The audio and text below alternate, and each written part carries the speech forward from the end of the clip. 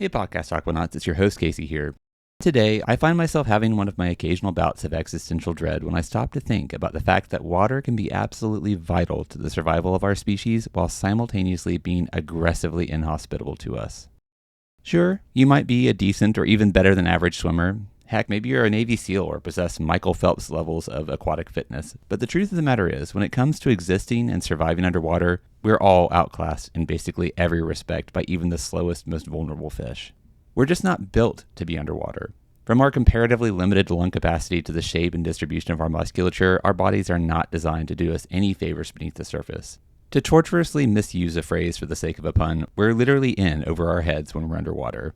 But humans are a fundamentally curious kind of animal, and given that more than 70% of the Earth's surface is covered by water, it's only natural that we would want to take a gander at what's under there.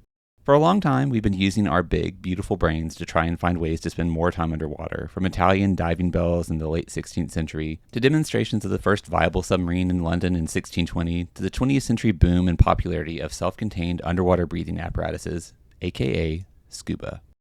At the aquarium, staff and volunteer divers are critical to the completion of a variety of tasks, from daily cleaning and maintenance to feeding animals in some of our largest exhibits.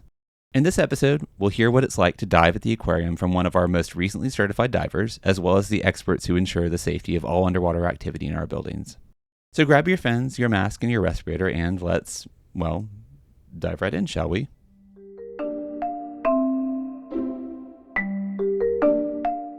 We'll work our way around the table, starting with Chris Tucker. Chris, tell everybody what your title is here at the aquarium and a little bit about what you do. So I'm the Assistant Dive Safety Officer. I help train our staff divers, supervise our volunteer divers, and anything Mark needs me to do, I go and do it the best I can. And Mark in question would be Mark Craven. Mark, again, tell everybody what you do here at the aquarium and what your title is. I'm the manager of dive operations and the dive safety officer here at the Tennessee Aquarium, and I provide oversight for all things underwater in terms of humanity at any rate. All of the staff diving, volunteer diving, any diving that we do for the support of the collection or for research purposes goes through our office. All right, we will talk a little bit more about the kinds of things that divers do here at the aquarium. But before we do that, let's talk to our final guest. This is Doug Strickland. Doug and I have worked together for a long time in a lot of different capacities. But Doug, tell everybody what your title is here at the aquarium and a little bit about what you do. So I'm a communications content creator too, which doesn't tell you that much about what I do. But basically my job is a lot of writing, a lot of photography, social media content, that kind of stuff. And so as a new diver here at the aquarium, I'm going to be putting my skills to use in getting us photos and videos from inside our exhibits. All right. Mark, you, I think, have been here the longest, right? So how long have you been at the aquarium? Mid-June of 25, I'll be celebrating my 30th anniversary. Whoa, 30 years. Now, has your role always been associated with diving, or did that come into play a little bit later? Because some people who work here for a long time go through a lot of different roles. So what did your role start off as? And indeed, I have worn several different hats. I started out actually as a research technician when we first started the sturgeon reintroduction project way back. I've also worked in our guest services.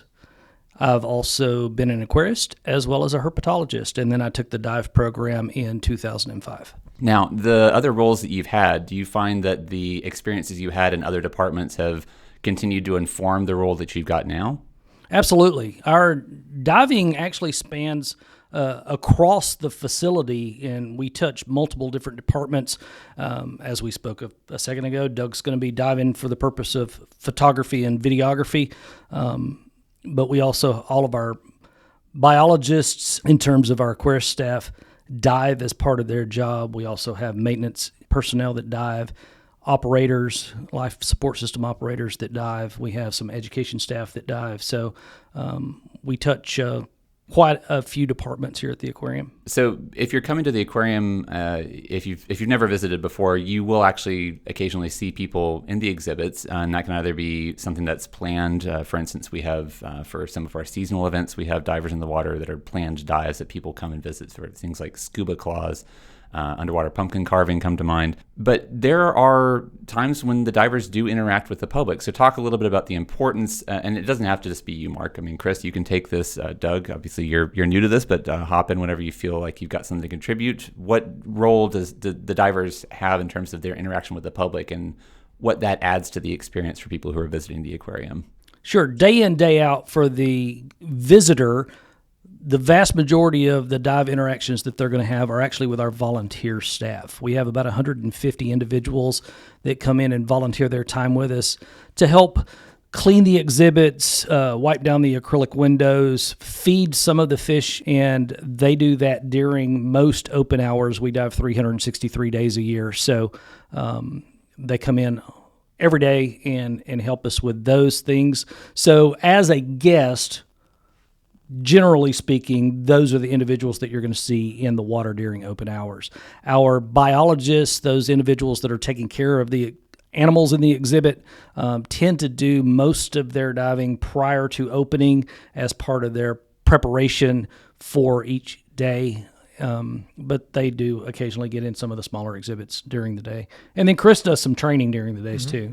Yeah, Chris, let's talk a little bit about what your job entails. So you're the assistant dive safety officer. What does that entail exactly? Because there are responsibilities I'm sure you've got that don't necessarily overlap 100% with Mark. So you're not just supporting Mark, you're doing other things as well, right? Yeah, so I'm helping support the dive program at the aquarium, being Mark's assistant. When we dive in the aquarium, it's not like we're going out for fun dives. We actually have certain regulations that we follow, which include surface support. So we have to have a surface tender that's watching the divers in the water, and then we have to have a staff member that's over the dive operation that is going on at that time. So a lot of times I'm either tending the dive, watching the divers in the water, or I'm the staff kind of in charge of the dive for that time, which frees Mark up to do his other things. And then in addition to that, kind of taking on training our new staff divers. Like this morning, me and Doug were in just working on getting him comfortable in the exhibit, getting his weight right, and making sure that when he's in the exhibit, we're not going to injure the fish in the exhibit, any of the animals. Make sure we're not going to damage the decor, any of the environment in the exhibit, the acrylic. So we want to make sure our divers are really comfortable. So when we're in there and they're in there without me or Mark training them, that we can trust them to go do what they need to do. And as we go forward, we're going to teach Doug how to plan dives and how to do just different things that he's going to need job specific for his what he has in mind. Yeah, so Doug, let's talk about, since you are the newest diver, or one of the newest divers, you and one of another member of our department were certified kind of simultaneously. She's not here with us, but talk about the process of going through being trained and then certified to dive here. What was that like? So that whole process starts with a certification through an internationally recognized program. In our case, it was through NAUI. And it starts with a series of online learning classes. I think it was, about 15 hours worth of classwork online. And at the same time we're doing that classwork, we're going through actual training in a swimming pool. So for 4 weeks, we do 2 pool sessions a week where we start going through the basics. And it starts with simply like getting in the water in your wetsuit, swimming laps, getting comfortable in the water, learning how to use each piece of gear from, mask and snorkel to buoyancy compensator, regulator, and you just kind of build those skills up until you are ready for open water dives. And so that at that point, we progress from the swimming pool to a couple of area quarries, and you do dives in those quarries. And once that's complete and you've demonstrated that all the skills you need to learn to be a competent open water scuba diver, you're certified, and that's the starting point. So why is it important to do have the open water dives? Why go to the quarry? Why is it not sufficient to just dive here at the aquarium or in circumstances like at Girls Preparatory School? So the limits of a swimming pool in terms of depth, in terms of interaction with the natural environment, fish, structure within the water, all of that is different, obviously, in open water. A lot of it has to do with the physics. As we descend deeper into the water, the pressure increases. We have to make adjustments with the air spaces in our head. We have to make adjustments with the air spaces in our buoyancy compensators. We have to ensure that we're watching our dive times and ascent rates in order to be safe moving in and out of the water. And you don't get that exposure in the confines of a swimming pool or even in the confines of one of our exhibits just because of the size. In order to function in open water, you have to train in open water, and that's part of the qualification process for any recreational diver.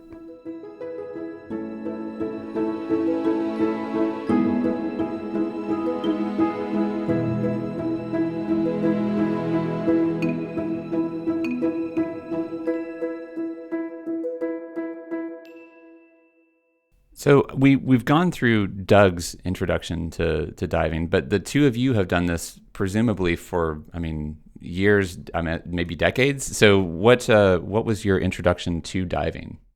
Well, I came into diving as a tool for aquatic biology.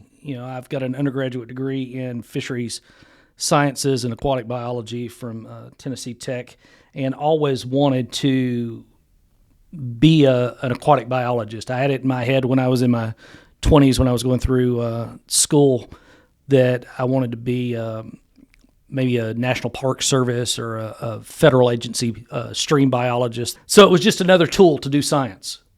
And then when I came into the aquarium, that tool was put into use in different ways that I hadn't imagined before, keeping our collection in our exhibits. Chris? So I started diving as a hobby to get away from my previous career because phones don't work underwater. I remember the first time I got in the pool, I took that breath off the regulator, and I was in love. I was like, yeah, that's what I want to do. My journey brought me here as a volunteer diver starting in 2010. I'm like, okay, I can retire from my other job, and I can take Mark's job, just push him on out, and come on and take over. And so timing-wise, things worked out. I finished up a previous career. This position came open. Mark offered it to me. I was able to get my instructor course completed and become a dive instructor. Started here about 18 months ago and love every second of it. So learning to dive, just based on what Doug was saying earlier, is an involved process unto itself. What is it like to teach other people to dive?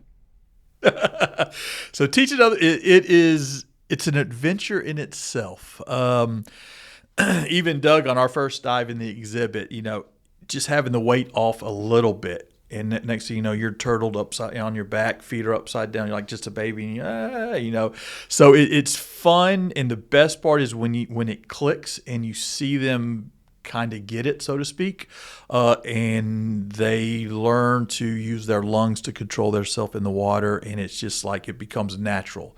So that's, for me, the best part is when we work with our staff. Maybe we've had staff that have never been in the water in their life, and we work with them and we get them to become divers, and they end up loving it. So that's what I like, is getting that point where it clicks and then they're just hooked for life. So, Doug, you now have done, this morning was your second dive, right? It was, yeah. So how would you describe, so as someone who's never been, deeper underwater than about 12 feet at the bottom of a swimming pool, how would you describe the sensation of scuba diving to someone who's never done it before? That's a difficult question. I think on our first few open water dives, it almost didn't register for me how deep we were, until we were descending, and we were in a quarry where visibility was not great, maybe 12 or 15 feet, and as we were going down, it wasn't until I looked down at my dive computer and saw that hey, we were now 30 feet underwater, that it really registered to me that we were that deep. Like, as you're descending, you feel the pressure. in your sinuses, you pinch your nose, you clear the pressure in your ears, and you keep going. And that's really the only signal that you're getting that you're going deeper underwater. But it's really alien. You're breathing through a regulator in your mouth. You have a mask covering your nose. And it's an unusual feeling, but I think, like Chris said, if you like doing it, you get hooked pretty quickly. And the sensation of looking around and knowing that you're in a place that's just completely inhospitable to humans, that humans we're not built to be underwater. It's a really cool feeling, and to look around you and see like fish around you, and you're right there with them and they're staring you in the face. It's a really cool sensation. It's like you're going on an adventure every time. So you have been at the aquarium at this point for just over 3 years, right? Correct. So you and I, and well, all of us, so we all see the animals through the acrylic from the same perspective as the visitors. We might get a different angle maybe than the visitors can enjoy, but we see them more or less from the same distances and through the water the same way the visitors do. How would you say that diving has changed how you view the animals being actually in the water with them? Is that sensation different than viewing them maybe with a piece of acrylic separating you? It's completely different. So I grew up in Chattanooga, and I grew up coming to the aquarium. And so I've been looking at the Tennessee River exhibit for more than 30 years now. And to be able to dive in that exhibit and see it from a whole new perspective is just absolutely wild to me. That first dive we did in Tennessee River, as we started to descend, we do a buoyancy check before we start the dive. And so I went underwater, and there was a sunfish nose to nose. Well, not just one sunfish. There was a cloud of sunfish right in front of my face as I went underwater. And I've never been as immersed in the animals that we have here at the aquarium as I was in that moment. And to be able to see some of my favorite animals in there, like our largest catfish, and be just inches away from them. Because when you're looking at our exhibits from the outside, you're always separated by the acrylic. There's always an inherent barrier there. And that barrier is gone when you're diving in our exhibits. And you can see the animals that you normally might miss if you were visiting. We have a flathead catfish who's enormous, but he likes to hide at the bottom of the exhibit under a log where you really can't see him. I don't know that I've ever seen him, actually. He does venture out, but you kind of have to get lucky. And when you're diving in the exhibit, you can go right there and just get the perfect view of him, because it's a view that it's an angle you'd never be able to get if you were here looking through the acrylic. All right, so Doug has the new car smell feeling for diving. Does that ever go away? Chris and Mark, you've done this, like we said, for a long time. Is it still special to you to get in the water, or is it just a job at this point? It absolutely is still special. Chris mentioned earlier he still remembers that first breath he took underwater, however many years ago that was, 28 years ago, 30 years ago, when I took my first breath underwater. I distinctly remember being in that swimming pool as an undergrad. That sensation doesn't go away. Even the difference between diving in open water versus diving in the exhibits, generally speaking, in an open water environment, out in the ocean, you jump off the back of the boat with a giant stride and create a ton of ruckus that actually the fish flee from you. And then as you're making your way around the reefs, generally speaking, as you approach, the fish move away from you. It's absolutely the opposite in our exhibits. And even new volunteer divers, when we bring them in for training, divers that have been in the water for years, in some cases, it's a whole different sensation diving in an exhibit. As I mentioned earlier, our volunteers hand feed animals in the River Journey exhibit. they are very accustomed to us. We're in the water with them every single day, and we are their source of food. So anytime we enter an exhibit, the fish, as Doug was saying, they approach us. They're interested in us. They want to be near us in hopes that maybe they'll get a snack or whatnot. And that's a very different sensation, a very different experience than diving in open water. Before you answer, Chris, I will try and add into the show notes a video that I shot a couple of years ago with Elaine Robinson, one of our senior aquarists, who was feeding our flooded Amazon exhibit. And you don't actually see the ripsaw catfish, which spend most of their time kind of down near the bottom unless you know to look for them. But this video, you will see how they absolutely just mob her to try and get the food that she's got in her, I don't know if you call those dive bucket, chow buckets. What do you call those? Food buckets? Feed buckets. Yeah, feed buckets. Okay, that's pretty close. I too should be certified They as are a diver. very eager feeders. Yes.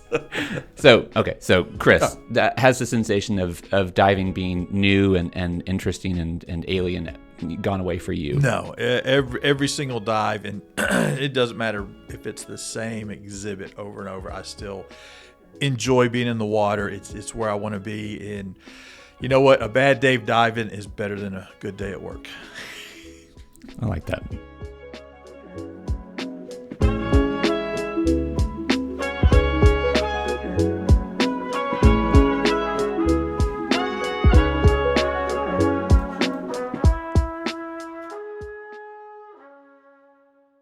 So where all have you all been diving? I mean, we know Doug has I think kind of talked through all of his experiences so far. So Mark, what I'm assuming you've been to other places around the world to dive. Where all have you been diving? My experience in terms of worldwide travel is pretty limited. I've done quite a bit of diving in the Caribbean, in the southeastern United States. I've done some diving off the West Coast, in Flower Garden Banks. So Flower Garden Banks National Marine Sanctuary is what he's referencing. That's the habitat that we are trying to replicate with the Secret Reef exhibit, which is, according to everyone I've talked to who has been to both of those places, our exhibit does a pretty great job of recreating those. But I mean, in your experience, does the Secret Reef pretty closely mimic what you see in the Flower Garden Banks? The exhibitry in that exhibit is phenomenal representation of what you see in the flower gardens, all of the encrusting corals and niches and swim-throughs, and it's a very unique environment. I would love the opportunity at some day to do some more like South Pacific diving. I'd like to see the barrier reef in Australia before it goes away. It's no longer there. Yeah. Same thing with the Red Sea. I'd love to be able to get over there. Just haven't had the opportunity yet. I've heard great things about the Red Sea from people who have been there. That would be on my list of places to see as well. Chris? Yeah. Anything? So mine's similar to Mark. Most of my open water diving's been down Gulf of Mexico, Caribbean, Atlantic, down in Florida Keys, a couple trips down to Mexico, diving down there. On the Pacific side, a couple of trips to Mexico on the Pacific coast of Mexico. I've dove down there too. But again, I would love to be able to travel the world and see all kinds of cool places you only see on National Geographic and get to dive some of those sites as well. So, Doug, now that you've got your certification, what's somewhere you would like to visit? Let's talk both. Let's talk in the aquarium and outside the aquarium. What's an exhibit you are really looking forward to getting in the water to see from that unique perspective we talked about earlier? I'm really excited about diving in the Secret Reef. It's our big saltwater exhibit, and of course that's where we've got sandbar sharks and sand tiger sharks. I'm pretty excited to get to dive with sharks. So that's the one I'm looking forward to next, and there's sort of a progression as you're doing your in-aquarium dive training towards that exhibit. So I'm really looking forward to that, and consequently, I'm looking forward to one day going down to the real Flower Garden Banks and diving there to just see how it compares to here. Because, like Mark said, everybody says we have a great recreation, and I'd love to see that for myself. Well, maybe you'll be lucky enough to get sent along for the Lionfish Invitational. We've had a couple of our aquarists get sent down to, I should explain that. So the Lionfish Invitational, lionfish are obviously a pretty big problem down in the Gulf. They are invasive, and I think it's every year, Mark, is that right? get sent. People go down and collect them to try and mitigate some of that problem. So maybe you'll get sent down to cover that 1 year. That would be pretty great. I'm also looking forward to doing some more advanced certifications. So open water scuba diver is kind of the basic level of you're competent to go dive in 60 feet of water, and more advanced levels give you more practice and more training. I have to thank Mark and Chris both for inspiring what I think is going to be a lifetime hobby here, in addition to being something I do at work. And so I'm really looking forward to getting some of those advanced skills and going on to dive more places. We've talked about our two largest exhibits and their respective buildings, the Tennessee River exhibit and the Secret Reef. We have divers who go into a lot of our exhibits, ones that you maybe don't even expect unless you're lucky enough to see them making adjustments to things like sunken logs and that sort of thing in flooded Amazon or Lake Nicaragua, for instance. Those are ones that I know that people dive. So Mark and Chris, what is your least favorite exhibit to get into? For whatever reason, whether it's the water's too cold, it's too hard to get around, you get caught on stuff, the animals won't leave you alone. It's probably going to be both of ours. The Cove just gets a little tricky to get into the Cove, and it's a little on the chilly side. A nice warm afternoon. I think the water's going to be about 54 degrees. So, So that's the Appalachian Cove Forest is what he's talking about there. So that's not at all surprising. That's pretty cold water. I actually enjoy that dive. Okay. It is a little bit difficult to get in, but that can be said in our industry, not just at the Tennessee Aquarium. You can imagine that creating these environments artificially is not an inexpensive endeavor.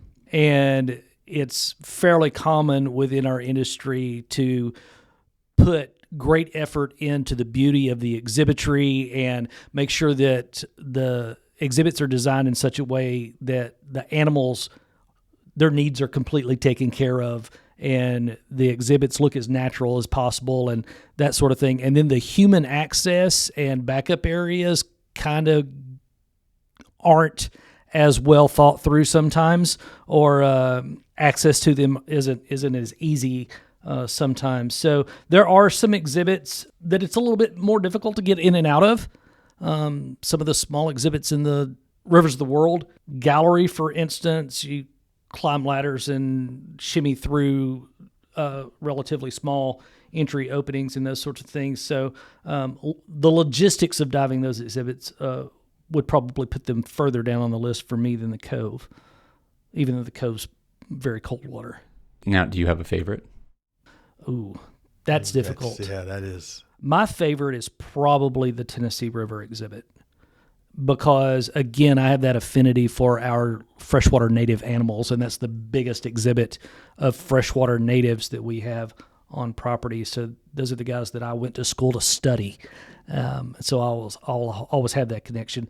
But obviously, the Secret Reef exhibit, our interpretation of the Flower Garden Banks National Marine Sanctuary, those 8+ foot sand tiger sharks, that's always going to be an impressive dive. And the turtle, and our sea turtle. Absolutely. So Stewie, our green sea turtle. Chris, your favorite?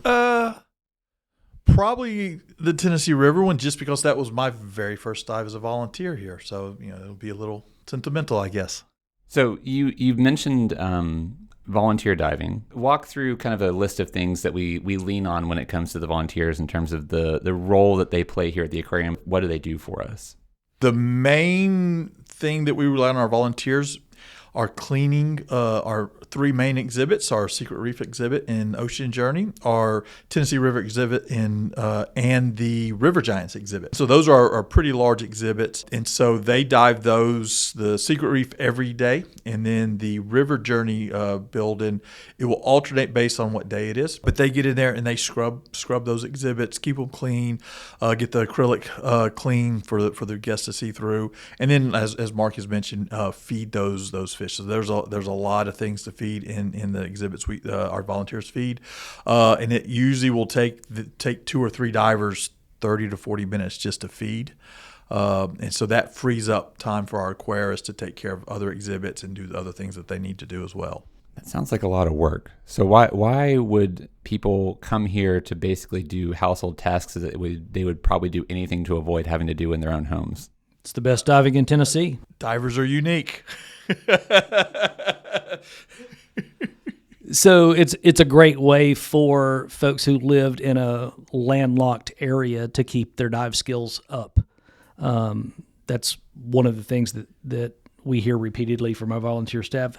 I'd like to think it's also for community. Divers are a unique group of people, yes. And we like to hang out together and tell dive stories like fishermen tell fishing stories. So there's some draw there as well. And as Chris mentioned earlier, being underwater is one of the most peaceful, reflective sort of activities that you could ever possibly do. That's my time to meditate. It's my time to just kind of get lost in the moment and push all of the influences of the outside world away and have a moment to myself. So I think there's a lot to be said for that. In addition, I want to make sure we point out to the work that our volunteer divers do.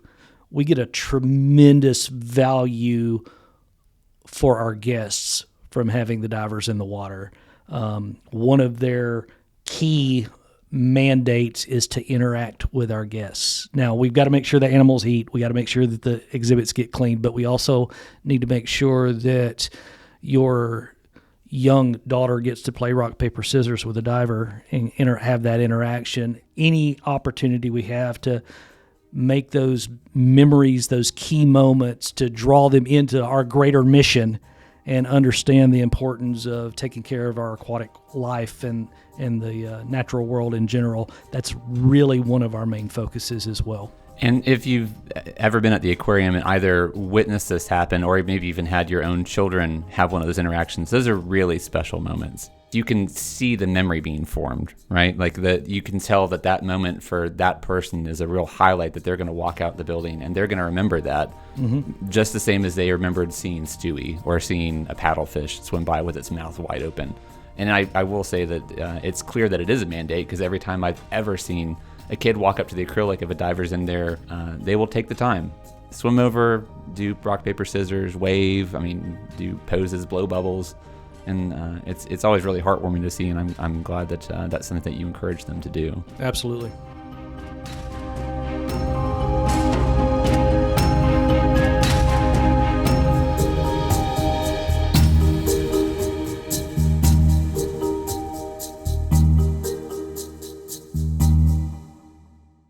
Diving is inherently, your title, both of your titles, literally has safety in it, right? So diving is an inherently dangerous activity, pastime, hobby, whatever you want to call it, to take part in. So what is our record like as an institution in terms of injuries that have happened while people are diving? Have we got a pretty good record? Our record's pretty stellar, actually. We've had people operating underwater for more than 30 years at this point with a clean record. So no incidents. Underwater incidents, dive emergencies, we're blemish-free as of right now. We had some, as you can imagine, our dive gear is pretty heavy. A medium-sized dive rig on the surface is going to be upwards of 40 pounds. So there's been some lifting injuries that people aren't paying attention. We've had weight belts dropped on feet and those sorts of things. But in-water injuries that were a result of diving error or even animal interactions, very slim, very slim. That's remarkable that we've had it for that long. And obviously it speaks to you, I guess, and that you've been here for the longest. But to what do you attribute us having a clean record for as long as we have had one? I would like to think that our training program is fairly robust, since I'm the one that created the vast majority of it. But you can applaud yourself. It's all right. Also, it's up to each individual that comes in and dives with us. We try to have a safety focused program. We interview and test for safety aspects and safety mindsets with our volunteers. We want to make sure that skill levels are where they need to be. One of the downsides, if there is one, to the dive industry is that open water certification that Doug just finished is a lifetime certification that doesn't have any mandates on how you keep your skills up or what kind of shape you keep your body in or that sort of thing. So we have those guardrails on our staff and our volunteers, medical evaluations, make sure that they're fit to dive. So that goes a long way in helping reduce any incidences. Well, Chris, it sounds like you've got to carry the ball now. I mean, you got to make sure that we keep that record. Definitely. So how can people dive here? If someone listening to this out in the podcast Aquanaut Corps decides that they want to be a volunteer diver at the aquarium, what does that process look like? So first of all, to understand what you would be getting yourself into, all of our volunteers agree to give us a minimum of 1 8-hour day every 4 weeks for a year once they're onboarded. And our divers come in 4-person teams each and every day, and that commitment is a huge part for us. I can go without lunch pretty easily. I can't, in good conscience, have our animals go without lunch because a volunteer decided that they had something more important to do that day. So agreeing to be an active participant is a huge part of it. But before you get there, there's an application and evaluation process that we go through. Typically in Q4 of the year, we open up our online application process. You can find it on our website. If you follow the links to volunteering, that usually goes live sometime after Thanksgiving. And the website is on the website. tnaqua.org. That's our website. Thank you, Casey. And here to help you out, Mark. So you lodge an application with us, and then right after the first of the year, usually in the mid-January timeframe, we have an orientation meeting, information sharing meeting, and during that event, we also issue a written test to prospective volunteers where we review the physics and physiology and protocols and procedures that you would learn in your basic scuba class. Again, it's a lifetime certification, so some of these folks may or may not have kept those skills and that knowledge base up. We use those test scores to issue invitations to an in-water evaluation that's usually the end of February timeframe, where we have our staff divers and some of our Professional level volunteer divers evaluate in-water skills. We swim some laps, we tread some water, we perform basic dive skills with our equipment, our safety rescue skills, and then we use those evaluations to actually offer invitations into the program.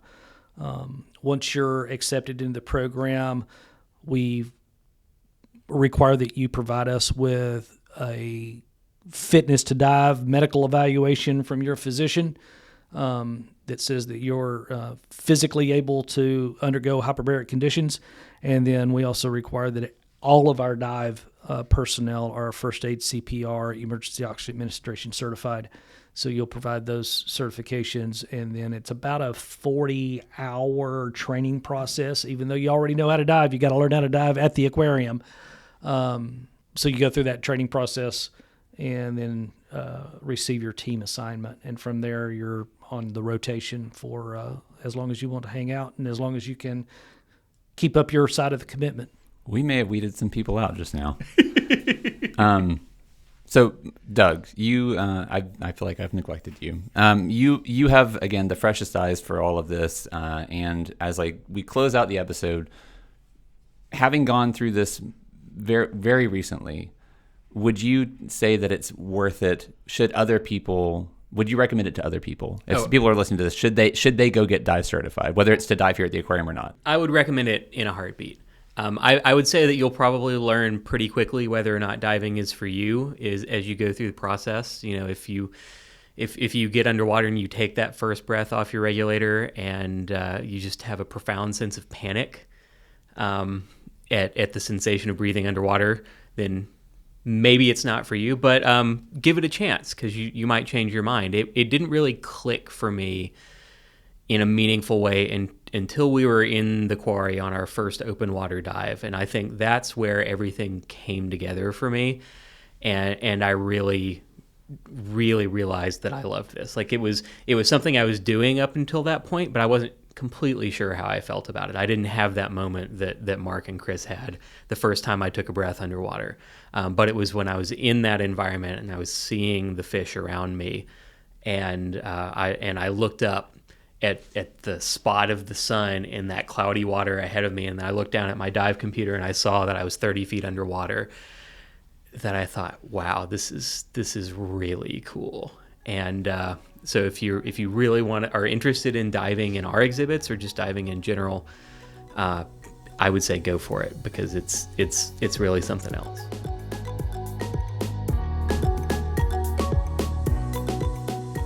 All right, well, you won me over.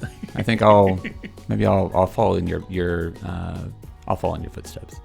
Fin steps. See, I was looking for a pun. I couldn't find it. Thank you, Chris. And thank you, Mark, and thank you, Doug. We will go ahead and wrap up this episode of the podcast Aquatic. I think, again, it is, as the three of you have said, it's a really alien, unique perspective to have to be underwater, especially inside an aquarium, seeing animals that maybe you've only seen with a barrier of acrylic between you and them. And it's nice to hear from people who've had that experience and put into words what maybe is a really, again, alien sensation for most of us. I mean, not a lot of people are dive certified, and certainly very few people have actually been diving in an aquarium. So thank you for lending your expertise, whether it's brand new or decades long at this point, to this conversation. And thanks, Chris. Thanks, Mark. Thank you, Doug. And we will wrap up the episode here. Thank you. Thank you. Thank you.